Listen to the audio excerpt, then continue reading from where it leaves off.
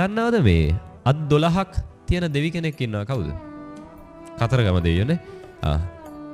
එක අතකින් හරි උදව්වක් හම්බෙච්ච කවුරු හරි ඉන්නවද මෙතන? කතරගම දෙවියන්ගේ? ඉන්නවද? හාමුදුරනේ මට කතරගම දෙවියෝ ඇවිල්ලා මෙන්න මෙහෙම කරදරයක් වෙච්ච වෙලාවේ උදව්වක් කළා ගියා. ඉන්නවද? නෑ. අත් 12ක් තිබුණත් කතරගම දෙවියන්ගෙන් එක මතකින්වත් තාම අපිට උත්තර හම්බෙලා නෑනේ. හැබැයි කතරගම දෙවියන්ට බනින්න කිව්වොත් බයිනවද? නෑ. බයයිද නැද්ද? කතරගම දෙවියන්ට බනින්න බයයි. හැබැයි අත් 12කින් නෙවෙයි අත් 1000කින් කරන්න බැරි දේවල් අපේ තාත්තලා අපි වෙනුවෙන් කළා තියද නැද්ද? තියනවා. තාත්තට බනින්න බයයිද? ඒකට බය නැහැනේ. මාර වැඩ අපේ තියෙන්නේ. කතරගම දෙවියන්ට බනින්න බයයි.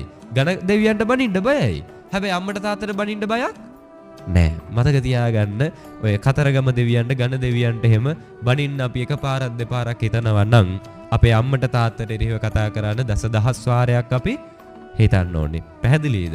ඒ නිසා අපේ ජීවිතේ දෙවියන්ටත් වඩා උඩින් මේ බුදුරජාණන් වහන්සේටත් වඩා උඩින් ඉන්න ඕනේ කවුද?